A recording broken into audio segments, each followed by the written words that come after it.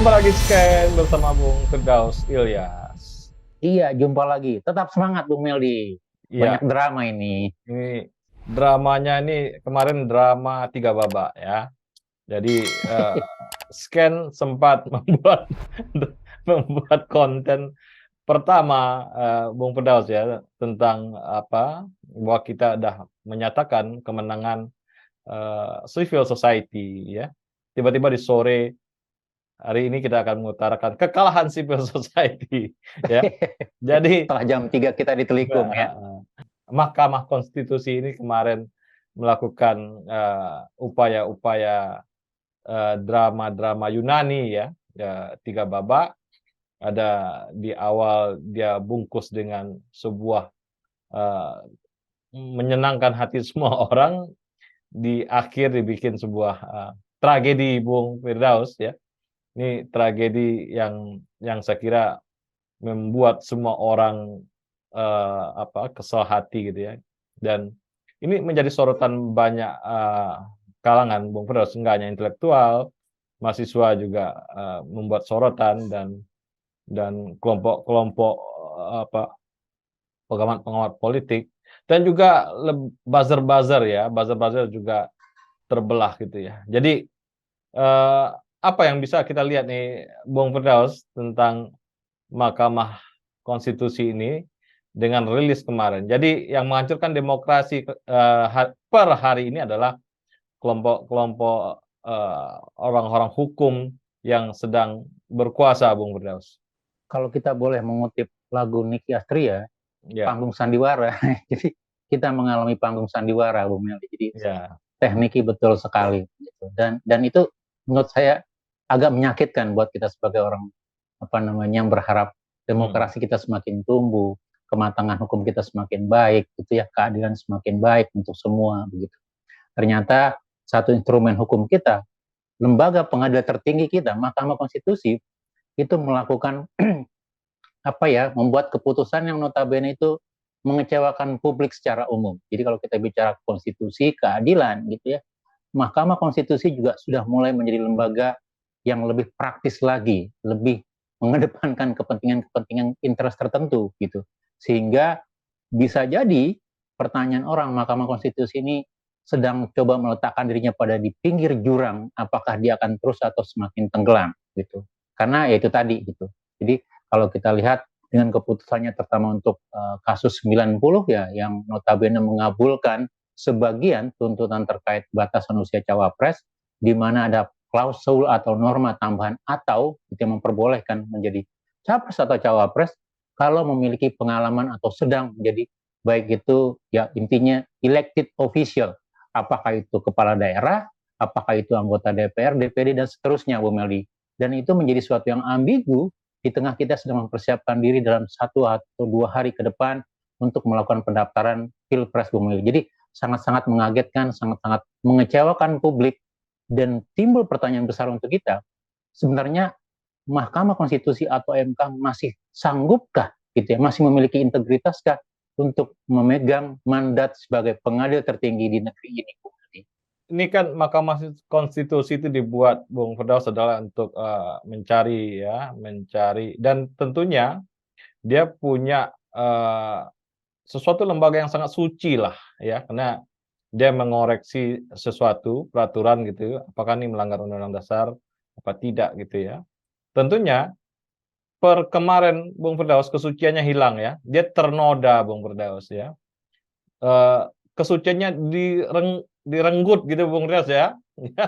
Kesucian direnggut nih sebenarnya dalam sebuah negara hukum ini sangat-sangat eh, berbahaya ya. Kita sebagai negara hukum, kita punya Mahkamah Konstitusi, tapi Mahkamah Konstitusi kita ternoda, Bung Firdaus. Ya, ini juga tidak terlepas, Bung Meldi, ya, dari munculnya interest nafsu-nafsu tertentu, benturan kepentingan, pertama diindikasikan salah satu anggota atau ketua Mahkamah Konstitusi, bagian dari kekuasaan pemerintahan, gitu. Ataupun juga kalau kita lihat dari sisi bagaimana kepentingan politik itu menyeruak semakin dalam formasi hakim konstitusi, Bu Meldi. Dan ini yang menjadi refleksi dari 3 keputusan yang kemudian ditolak dan terakhir kita ditutup dengan keputusan di mana diberikan klausul pengecualian yang notabene itu semacam karpet merah untuk mendukung kepentingan tertentu, gitu, terutama dalam pencapresan atau memilih seorang cawapres. Gitu. Nah, dari sisi ini yang kita bisa lihat adalah satu, tentu kita melihat apa yang kita bisa lakukan dalam memperbaiki atau menjamin bahwa Mahkamah Konstitusi sebagai lembaga pengadilan tertinggi, gitu ya, artinya setiap keputusan Mahkamah Konstitusi itu kan final and binding, gitu. Artinya apa? Dia keputusan terakhir dan tidak bisa digugat dan langsung bisa diterapkan, gitu ya, kecuali ditentukan lain, begitu. Artinya ketika dia memutuskan bahwa seorang cawapres itu bisa dipilih dari elected official, gitu ya, artinya mantan mantan kepala daerah atau politisi anggota DPR legislatif, DPD, yang di bawah 40 tahun, itu per 19 Oktober nanti, itu bisa ikut mendaftarkan sebagai pasangan, baik itu capres atau cawapres, Bung Meldi. Gitu. Dan itu akan merubah eskalasi politik norma-norma yang ada, bahkan dalam aturan teknis, begitu ya. Dan kalau kita lihat, KPU yang tadinya pada siang hari pasca 3 putusan pertama, itu sudah mengumumkan. Jadi saya lihat ketua KPU gitu ya, jam 1, jam 2 itu sudah melakukan pengumuman, mempersiapkan untuk pendaftaran 19 besok, dengan asumsi semua usulan untuk gugatan di bawah 40 tahun itu dibatalkan gitu ya. Ternyata pasca break sore, di atas jam 3 sore muncul keputusan dibuat celah baru, dan itu membuat kerepotan tersendiri untuk KPU gitu. Mereka melakukan sinkronisasi, kemudian mereka mengatakan akan merubah PKPU-nya terkait teknis pendaftaran calon wakil presiden atau calon presiden, Bung Billy. Itu satu, mengganggu itu. Kemudian yang kedua gitu ya, kejadian ini juga membuat publik bertanya, apakah Mahkamah Konstitusi itu juga masuk dalam ranah politik praktis gitu. Artinya apa ya? Legal policy yang menjadi kewenangan dari eksekutif dan legislatif gitu. Karena kalau bicara teknis ya, karena kan teknis batasan umur, teknis tata cara itu kan teknis, dan itu berada pada ranah pembuat perundang-undangan antar pemerintah atau legislatif gitu. Nah, Mahkamah Konstitusi mestinya berada pada ranah yang sifatnya lebih mendasar, lebih asasi, sesuatu yang direfleksikan dengan konstitusi begitu.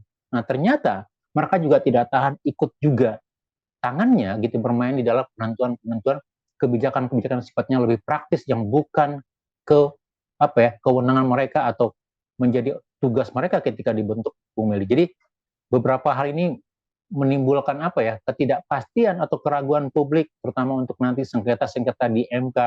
Apalagi nanti kalau kita bicara ketika pemilu, akan muncul sengketa-sengketa lanjutan, sengketa pilpres, sengketa pilkada, sengketa pileg, dan segala macam. Dengan kondisi seperti ini, apakah kita masih bisa percaya akan muncul keputusan-keputusan yang adil, independen, bersifat mengedepankan keadilan dan kepentingan publik, Kumaldi? Itu pertanyaan besar yang harus dijawab dan harus diselesaikan dalam waktu yang cepat bagi kelembagaan Mahkamah Konstitusi, Kumaldi. Juga pertanyaan dari masyarakat, Bung Firdaus, apakah Mahkamah Konstitusi ini bisa di-reshuffle Bung Firdaus ya, dengan dengan apa, ahli-ahli hukum baru ya yang ditaruh di situ ya. Saya kira, ini kewenangannya di DPR atau saya nggak, gimana kita menilai ini, dan juga bisa juga dilakukan gerakan-gerakan politik ya. Jadi yang kemarin menolak ya bisa saja mengundurkan diri, Bung Firdaus, demi civil society gitu ya, demi berpihak ke civil society, sehingga nanti di MK-nya keanggotaan di Mahkamah Konstitusinya berkurang, dan tentunya bisa dievaluasi nih Mahkamah Konstitusi kemudian di-reshuffle gitu, Bung Firdaus. Iya, kalau kita bicara dalam taktis atau strategi perbaikan, tentu banyak yang bisa dilakukan ya, baik itu dalam sisi pemilihannya, kemudian memperkuat mekanisme independensi atau beracaranya. Karena kalau kita lihat dari sisi beracara juga banyak menjadi kritikan publik begitu ya. Termasuk nanti untuk membangun komposisinya, Bu Meli. Jadi kalau kita lihat komposisinya, sebagian dari DPR, sebagian pemerintah, sebagian mewakili masyarakat atau akademisi gitu. Saya lupa berapa komposisinya begitu. Nah, kita lihat komposisi mana yang cenderung itu menjadi wahana atau sarana benturan kepentingan, dan kemudian itu kita bisa hilangkan begitu. Nah, mungkin jangka pendek yang kita lihat ya, paling tidak dari 4 hakim yang menolak gitu ya. Iya, misalnya udah Saldri ya, udah Saldri Isra itu juga bisa kita dorong gitu ya, untuk melakukan semacam kritikan keras ke dalam gitu ya, termasuk dengan 3 hakim yang lain gitu ya, untuk semacam apa ya, tanda kutip ya, kalau memang dimungkinkan gitu ya, semacam bentuk pembangkangan gitu. Artinya apa? Pembangkangan kepada institusi dengan harapan agar dilakukan koreksi mendasar pada institusi tersebut gitu. Tentu ini juga butuh dukungan dari masyarakat sipil atau masyarakat secara keseluruhan gitu ya. Nah, sayangnya kita berada pada momentum pemilu yang apapun gitu ya, gerak-gerakan atau apapun itu menjadi sesuatu yang kadang-kadang dikatakan sebagai bagian dari mengganggu keamanan, mengganggu ketertiban, atau mengganggu kestabilan dalam rangka Pilpres 2024 nanti begitu. Jadi saya pikir kita harus menemukan semacam cara yang efektif gitu ya dalam rangka memperbaiki Mahkamah Konstitusi sebagai garda terakhir dalam mencari keadilan, mencari kebenaran di Republik ini, Bung Meldi. Ya, ketika civil society kalah, Bung Firdaus, tidak ada upaya-upaya prosedural yang bisa dilakukan karena ini memang terkunci gitu ya. Dan civil society punya cara lain, misalnya mendesak, mendesak, mendesak sehingga sampai itu ada perubahan-perubahan di MK, dan dengan demikian ya ini akan menjadi sebuah sejarah baru untuk MK ya, bagaimana civil society bisa mendorong lebih kuat lagi agar integritas MK gitu ya, dengan jangka pendek saja diganti, Bung Firdaus ya, dengan desakan-desakan gitu ya. Saya kira ini bisa dilakukan sebenarnya dengan syarat ya semua civil society termasuk mahasiswa, intelektual ya, elemen-elemen sosial lainnya bergerak ke MK agar MK ini dibubarkan, Bung Firdaus, seperti halnya dulu DPR, MPR diduduki oleh civil society. Saya kira MK ini perlu diduduki juga. Ya, bisa saja terjadi seperti kasus reformasi di awal 98, 97, 98 ya, ya. Ketika semua publik, masyarakat, kaum intelektual, mahasiswa, cerdik pandai, kemudian bergerak menyuarakan pendapatnya, kemudian meminta terjadi reformasi mendasar pada tubuh MK. Saya pikir itu salah satu opsi yang bisa menjadi alternatif dalam rangka mendorong perbaikan di Mahkamah Konstitusi. Tetapi kalau kita lihat secara garis besar, Bung Melia, paling tidak ada dua lembaga pasca reformasi yang sekarang mengalami kendala. Artinya kalau kita ingat ya, dua lembaga yang tadinya sifatnya independen gitu ya, dan itu sebagai terobosan hukum, pertama itu ada MK, kemudian yang kedua KPK. Nah, dua lembaga ini kalau kita lihat sekarang berada dalam titik nadir dalam pertanyaan publik apakah integritasnya masih terjaga atau tidak. Nah, kalau kita lihat dari sisi ini, maka mau tidak mau harus dilakukan perbaikan segera. Nah, pilihannya satu, apakah didesakkan secara paksa, gitu ya, artinya dengan kekuatan civil society, atau kalau kita berharap dalam formal demokrasi, gitu ya, kita berharap ada perbaikan dalam sisi yang dilakukan melalui mekanisme politik, begitu. Entah itu dalam rangka memperbaiki undang-undangnya, gitu ya, atau melalui mekanisme yang lain. Tapi pilihan kedua ini memang butuh waktu yang lama, butuh waktu yang tidak sebentar, gitu. Dan yang kedua juga kalau kita lihat momentumnya gitu ya, kita berada dalam titik apa ya, menuju pesta demokrasi, menuju pemilihan presiden dan wakil presiden, menuju kepada pemilihan legislatif begitu. Dan ini yang menjadi salah satu, ya kalau saya lihat ya, ini yang harusnya menjadi diskursus besar di kalangan-kalangan elit politik kalau kita menggunakan skema demokrasi gitu ya, bagaimana nanti ide-ide perbaikan MK dan KPK atau lembaga-lembaga layanan dasar untuk publik itu menjadi bahan juga yang kita bisa tagihkan di dalam skema-skema janji politik, Bung Meldi. Itu paling tidak kalau kita lihat dalam dua skema yang bisa kita coba dalam rangka memperbaiki kinerja atau integritas baik itu MK ataupun juga KPK secara umum, Bung Meldi. Ya, terima kasih Bung Firdaus. Ya, sama-sama Bung Meldi, tetap semangat. Salam Indonesia bersih. Salam Indonesia bersih.